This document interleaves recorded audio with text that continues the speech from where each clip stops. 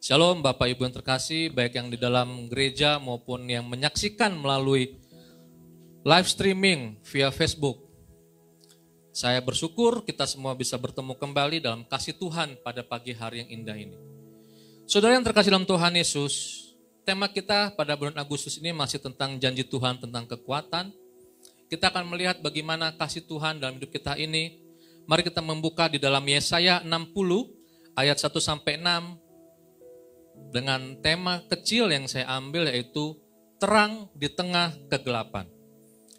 Yesaya 60 ayat 1-6. Kalau Bapak Ibu sudah ketemu, silakan buka Alkitabnya masing-masing. Yesaya pasal 60 ayat 1-6. Saya akan membacakan buat kita semua. Begini bunyi firman Tuhan. Bangkitlah, menjadi teranglah, sebab terangmu datang, dan kemuliaan Tuhan terbit atasmu. Sebab sesungguhnya kegelapan menutupi bumi dan kekelaman menutupi bangsa-bangsa. Tetapi terang Tuhan terbit atasmu dan kemuliaannya menjadi nyata atasmu. Bangsa-bangsa berduyun-duyun datang kepada terangmu dan raja-raja kepada cahaya yang terbit bagimu. Angkatlah mukamu dan lihatlah ke sekeliling. Mereka semua datang berhimpun kepadamu. Anak-anakmu laki-laki datang dari jauh dan anak-anakmu perempuan digendong. Pada waktu itu engkau akan heran melihat dan berseri-seri. Engkau akan tercengang dan akan berbesar hati. Sebab kelimpahan dari seberang laut akan beralih kepadamu. Dan kekayaan bangsa-bangsa akan datang kepadamu. Sejumlah besar unta akan menutupi daerahmu. Unta-unta muda dari Midian dan Eva. Mereka semua akan datang dari Seba. Akan membawa emas dan kemenyan. Serta memberitakan perbuatan masyhur Tuhan. Wah, luar biasa ya firman Tuhan hari ini. Saudara yang terkasih dalam Tuhan Yesus, ada satu ungkapan yang mengatakan seperti ini. If you can imagine it, you can achieve. If you can dream it, you can become it. Artinya dalam terjemahan bebas itu kira-kira seperti ini. Jika Anda dapat membayangkannya, Anda akan dapat mencapainya. Jika Anda dapat memimpikannya, Anda akan dapat menjadi sepertinya. Bapak Ibu terkasih, perkataan yang memberikan motivasi ini datang dari seorang bernama William Arthur Ward. Dia seorang penulis dan pendeta dari Amerika Serikat. Saudara, ia percaya bahwa ada kekuatan yang akan muncul saat kita berani membayangkan dan memimpikan sesuatu yang kita ingin raih. Tentu tidak akan terjadi dengan sendirinya. Bukan berarti kita mengatakan simsalabim maka dia akan datang, bukan. Melainkan melalui perjuangan yang sungguh-sungguh hingga apa yang kita bayangkan dan impikan itu menjadi kenyataan. Harus ada perjuangan, kita nggak bisa santai-santai. Semua yang kita impikan itu kalau kita tidak perjuangkan nggak akan berhasil. Sama seperti teman-teman yang bermain musik tadi, WL. Mereka kalau nggak berjuang, mereka kalau nggak berlatih, nggak bisa main bass, nggak bisa main drum, nggak bisa main keyboard. Semuanya harus ada perjuangan dari nol tentunya. Nah saudara yang terkasih dalam Tuhan Yesus, semua orang bisa saja memimpikan atau membayangkan sesuatu yang indah tentang hari-hari di depan ini. Hal itu mudah dan indah bila hidup kita memang sedang dalam keadaan baik-baik saja. Betul ya? Kalau semuanya berjalan lancar, gaji bagus, nggak ada kendala, nggak ada potongan, ya pasangan hidup mendukung, orang tua mensupport, semuanya keadaan baik, sehat, nggak ada yang sakit, nggak ada yang cedera, rumah tangga fine-fine saja, mengalir, enak. Hidup sedang dalam keadaan normal tanpa ada persoalan yang cukup pelik. Nah, akan berbeda ceritanya bila hidup kita sedang berada di titik terendah atau sedang mengalami saat-saat yang terburuk. Jangankan bermimpi untuk masa depan yang lebih baik, Membayangkan hari esok bakal lebih baik saja akan terasa sulit. Karena nggak lagi sedang mengalami kondisi yang baik. Betul ya? Rasanya tidak berani membayangkan atau memimpikan hal-hal yang baik di depan. Bukankah kadangkala kita bisa berada di titik-titik keputusan seperti itu? Tuhan izinkan saya berada dalam titik seperti itu. Saya ingat sekali waktu tahun 2020 awal ya. Waduh, itu betul-betul banjir luar biasa. Tapi saya bersyukur sekarang sudah mulai banyak ya diperbaikan. Harapan Indah sudah mulai bongkar semua saluran airnya. Itu suatu pergumulan yang besar. Saya berada di titik itu, habis semuanya, Tuhan izinkan itu terjadi. Tidak hanya saya, tapi banyak juga keluarganya yang juga mengalami hal serupa. Tuhan izinkan sampai titik terendah. Udah gak punya pekerjaan, ada COVID, ada banjir, musibah datang silih berganti, harus pindah, harus mengurus bagaimana nih kontrakan, bisa kembali nggak duitnya. Karena baru 3 bulan, bingung. Karena belum pernah mengalami. Itu namanya kita butuh pengetahuan. Bulan yang lalu saya sering bilang yang pengetahuan itu penting, anak-anak muda, Bapak Ibu yang terkasih. Kalau kita nggak punya pengetahuan apa-apa, habis kita. Pengetahuan itu penting. Nah, saudara yang terkasih dalam Tuhan Yesus, saat keluarga kita sedang menghadapi masalah yang sangat pelik, kita jadi tidak berani membayangkan dan memimpikan kondisi keluarga yang lebih baik itu seperti apa. Kita takut. Karena keluarga ini kondisinya nggak baik. Bapak ibu berantem, suami nggak mendapatkan hal yang diinginkan dalam rumah tangga. Demikian juga istri, anak-anak, keluar semua tidak teratur hidupnya. Kita hanya bisa bersedih melihat keluarga-keluarga lain yang tampaknya bahagia. Kok keluarga saya nggak seperti ini kebahagiaannya. Sakit penyakit datang silih berganti. Pengeluaran terus, pemasukan nggak ada. Jadi neracanya nggak seimbang. Lebih banyak pengeluaran dibanding pemasukan, kita bingung mau dapat pemasukan dari mana lagi. Kita tidak pernah berani membayangkan bahwa kebahagiaan itu akan menjadi bagian dari keluarga kita. Kita bilang nggak mungkin keluarga saya bisa bahagia. Sulit ini.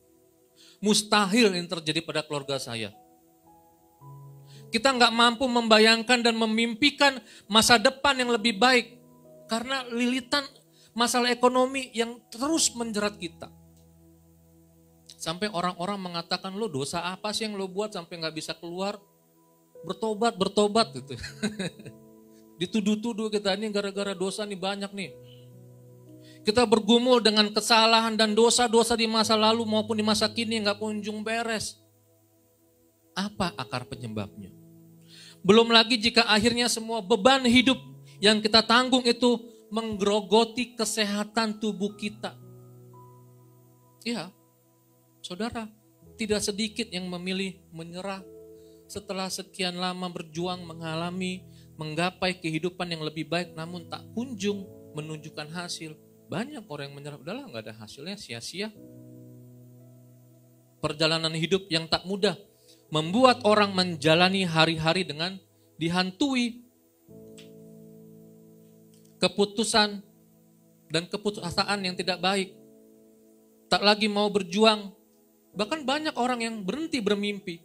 Seolah ada kegelapan yang sangat pekat yang mencengkram kehidupan mereka. Sehingga mereka mau lepas dari kegelapan itu nggak bisa. Bingung bagaimana caranya supaya saya bisa terlepas. Bapak Ibu yang terkasih dalam Tuhan Yesus. Kalau kita perhatikan bagian firman Tuhan di dalam Yesaya 60 ini, situasi hidup yang demikianlah yang juga dialami oleh bangsa Israel. Bangsa ini hidup dengan keputusasaan yang mendalam. Hidup dalam kegelapan yang mencekram. Orang-orang Israel pada saat itu baru saja bebas dari pembuangan dan penawanan bangsa lain. Mereka pulang. Mereka kembali ke kampung halaman. Saudara, sejenak ada sukacita dan kelegaan, akhirnya saya bebas dari cengkraman. Betul ya? Ibaratnya kita baru keluar dari masalah, kita bebas, merdeka, lepas. Tetapi apa yang mereka lihat sungguh mematahkan semangat. Ternyata bayangan keindahan yang mereka impikan itu tidak terjadi. Keadaan kampung halaman yang berantakan, kehancuran di sana sini, dan mereka nggak punya apa-apa. Kalau kita sudah nggak punya apa-apa, kita bingung, saudara. Bangsa Israel bingung karena mereka nggak punya apa-apa pada masa itu. Mereka tidak tahu harus melakukan apa dan memulai dari mana untuk membereskan masalah ini. Membayangkan masa depan yang lebih baik pun mereka nggak sanggup. Yang ada hanya kenangan tentang kejayaan di masa lalu. Saya dulu pernah punya mobil Mercy, saya pernah dulu punya rumah yang mewah, saya dulu pernah punya sepatu yang bagus, saya pernah dulu megang handphone yang keren, bayangan-bayangan masa lalu. Yang justru membuat kita menjadi frustrasi di masa kini, karena itu hanya bayangan. Ya, hanya ada rasa kesal. Dan bukankah penyesalan selalu makin memperberat kehidupan ini? Betul ya? Semakin kita menyesali semua yang sudah terjadi, semakin kita tidak bisa beranjak dari titik penyesalan itu. Saudara yang terkasih dalam Tuhan Yesus, dalam keterpurukan dan keputusasaan ini, mari mendengar sabda Tuhan kepada bangsa Israel. Ada dua hal penting yang Tuhan ingin kita lakukan saat kita sedang berjuang dengan beratnya hidup ini. Yang pertama, kita perhatikan Yesaya 60 ayat 1 dan 2. Yang pertama adalah bangkitlah dan menjadi terang. Bapak Ibu yang terkasih dalam Tuhan Yesus, dalam keputusasaan bangsa Israel dan rasa frustrasi yang mendalam, bagai kegelapan yang mencekam itulah terdengar firman Allah yang memerintahkan mereka untuk bangkit dan menjadi terang. Dari Yesaya 60 ayat 1-2. Saya baca buat kita ya. Bangkitlah, menjadi teranglah, sebab terangmu datang dan kemuliaan Tuhan terbit atasmu. Ayat 1 dibilang begitu. Ayat 2, sebab sesungguhnya kegelapan menutupi bumi dan kekelaman menutupi bangsa-bangsa. Tetapi, saudara ingat di sini ada kata tetapi. Terang Tuhan terbit atasmu. Dan kemuliaannya menjadi nyata atasmu. Saya ingat lagunya, salah satu lagu. Kemuliaanmu Tuhan pasti nyata di tengah badai. Ada ya lagu itu, pernah dengarnya? Saya lupa lirik berikutnya, tapi itu suka. Saya kalau bangun pagi saya suka dengar lagu itu, enak banget. Memang benar kemuliaan Tuhan itu nyata di tengah badai dalam kehidupan kita masing-masing. Dan itu terwujud loh. Saudara yang terkasih dalam Tuhan Yesus, kita di sini dapat menemukan ada pengulangan frasa yang mengandung arti yang sama. Perhatikan di sini ada pengulangan frasa. Di situ dibilang kemuliaan Tuhan terbit atasmu. Betul ya? Terang Tuhan terbit atasmu. Dan dibilang lagi di situ kemuliaannya menjadi nyata atasmu. Bapak Ibu, ini pengulangan. Pengulangan ini berarti ada penegasan di dalamnya. Menegaskan bahwa ada terang dan kemuliaan Tuhan, ada terang dan kemuliaan Tuhan yang diberikan nyata bagi mereka. Dan hanya terang dan kemuliaan Tuhan inilah yang akan dapat mengalahkan kegelapan hidup manusia. Amin Bapak Ibu. Ini diulang 2 kali. Berarti kalau kalimat itu diulang-ulang, itu ada petunjuk. Tetapi kadang-kadang kita nggak mengerti. Kita nggak peka. Ini diulang 2 kali, sampai diulang 2 kali. Penggunaan kata terbit atasmu itu, dan nyata atasmu itu penekanannya bahwa terang itu berasal dari Tuhan sendiri, bukan dari manusia. Jadi Tuhanlah yang berinisiatif memberikannya, bukan karena manusianya, bukan. Tuhan yang memberikan terang itu kepada bangsa Israel. Tuhan yang akan memberikan terang itu kepada kita semua, kepada Bapak Ibu yang saat ini sedang mengalami masalah dalam rumah tangga, sakit penyakit yang gak kunjung sembuh. Tuhan akan memberikan terang itu. Bukan karena kekuatan kita, gak bisa kita ini bukan siapa-siapa. Gak makan kita mampu kalau tanpa Tuhan. Percaya deh. Ini berarti apa Bapak Ibu? Kegelapan yang kita alami tidak akan berlangsung untuk selamanya. Perhatikan di sini. Ada terang Tuhan yang sanggup menembus kegelapan yang paling pekat sekalipun. Terang yang berasal dari inisiatif Tuhan Allah sendiri ini meyakinkan kita bahwa Ia bahkan tidak pernah menutup mata terhadap perjuangan dan penderitaan umatnya. Allah itu selalu peduli kok. Bahkan Allah terus bekerja sesuai dengan kehendak dan waktunya. Ingat ya Bapak Ibu ya, waktu Tuhan. Ada lagunya juga tuh.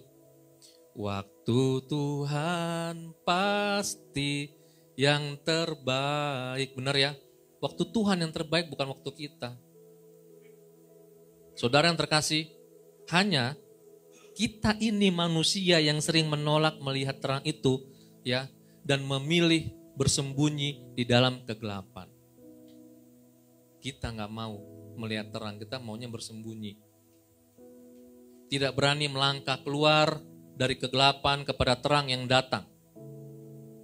Membiarkan diri kita itu dibelenggu oleh berbagai pikiran-pikiran dan perasaan-perasaan negatif. Kita biarkan, kita konsumsi sebagai makanan kita sehari-hari. Aku gak bisa, aku gak mampu, aduh nanti bagaimana ya, aduh tuh gimana ya. Padahal terangnya udah datang. Kitanya gak bisa. Kitanya gak mau bergerak. Dibilang nyaman juga gak nyaman. Besok mikir mau makan apa. Dikasih udah ada yang mau ngasih tapi kita gak mau nerima. Kita ketakutan. Ini serba salah. Itulah manusia. Sehingga melumpuhkan daya juang kita untuk meraih hidup yang lebih baik lagi. Ya kan? Tak mau berharap. Tak mau berjuang. Takut kecewa lagi, takut gagal lagi, takut ditolak lagi, takut terluka lagi, takut apa lagi, dan lagi kita biarkan itu tiap hari kita konsumsi dari pagi sampai malam, sehingga kita nggak bisa bergerak. Nah saudara, prinsip ini harus kita bongkar dulu nih. Jangan kita biarkan itu kita konsumsi, nggak akan berhasil kita nanti. Saudara yang terkasih Tuhan Yesus, terang dan kemuliaan Tuhan yang terbit atas kita, yang datang atas kita, menjadi alasan mengapa Tuhan memerintahkan umatnya untuk bangkit dan menjadi terang. Allah tahu, kita manusia tidak akan mampu bangkit dan bersinar dengan sendirinya. Allah tahu itu. Allah tahu. Allah tahu kita tak akan mampu. Sehingga Ia datang, sehingga Allah hadir, sehingga Allah bekerja. Karena itu, sekalipun perjalanan hidup kita sering menyeret kita tiarap dalam keputusasaan. Namun ingatlah, karena Tuhan hadir dan bekerja, maka kita dimampukan untuk bangkit. Tuhan akan memberikan kekuatan, itu janji Dia. Ayo bangkit. Bapak Ibu yang menyaksikan melalui siaran langsung, kalau kita sedang menghadapi masalah ini, bangkitlah. Terang Tuhan sedang menantikan Anda. Jangan takut. Bangkit itu berarti kita menjadi kuat kembali dan melanjutkan hidup dengan terus berkarya. Apa yang mau kita buat? Karya apa yang mau kita tunjukkan? Karya apa yang mau kita hasilkan? Sekalipun perjalanan hidup kita terasa samar, bahkan gelap. Tak tahu harus kemana. Tak tahu harus berbuat apa. Bahkan tak tahu apakah masih ada yang baik yang akan datang di esok hari. Namun ingatlah saudara terkasih. Ada Tuhan yang hadir dan bekerja. Kita tidak hanya dimampukan untuk bangkit, tetapi kita juga akan bersinar.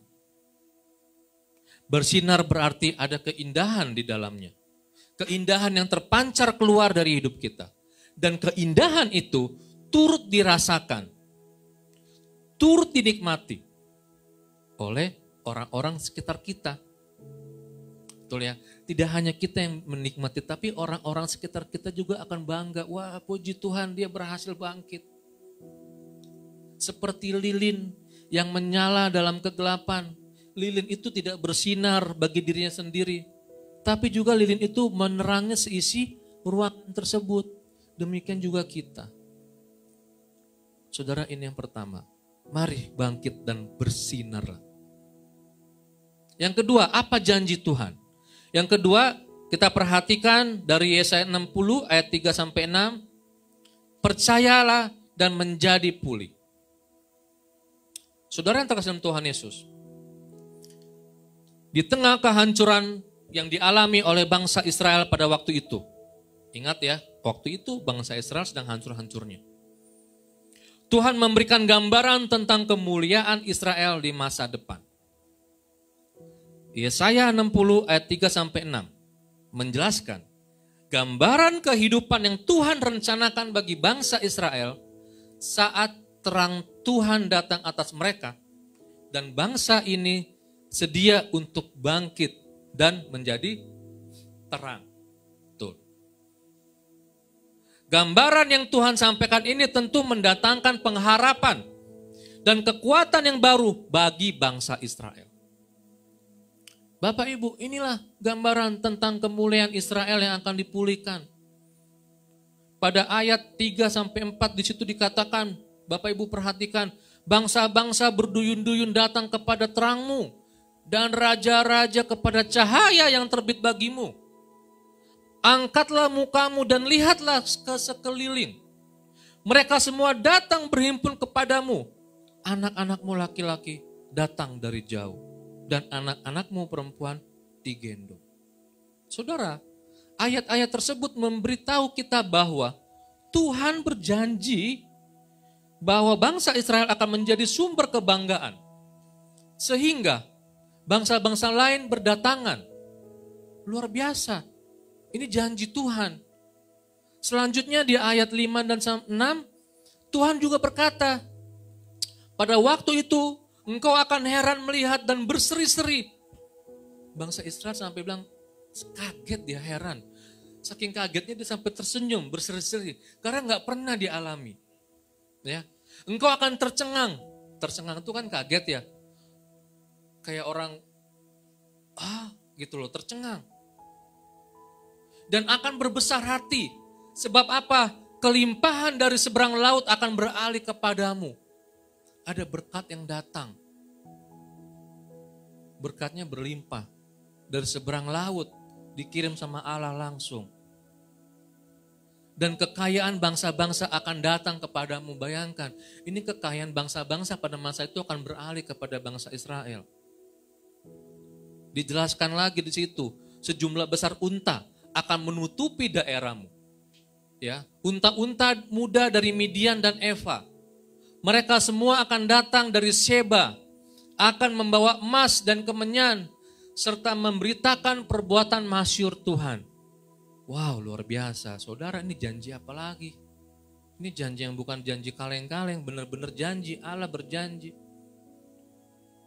Tuhan memberikan gambaran tentang kelimpahan dan kekayaan bangsa lain yang akan dibawa dan diserahkan untuk bangsa Israel. Bapak Ibu perhatikan di sini. Datangnya persembahan dari bangsa-bangsa lain berarti akan ada pengakuan terhadap kejayaan bangsa Israel. Bangsa Israel akan mulai diakui. Hebat. Top. Mantap ini orang. Gak salah. Dia terus berjuang, gak salah saya pilih dia. Orang-orang akan mengakui kita ketika kita mulai bangkit dan bersinar. Dan menunjukkan karya-karya yang hebat dalam hidup kita ini.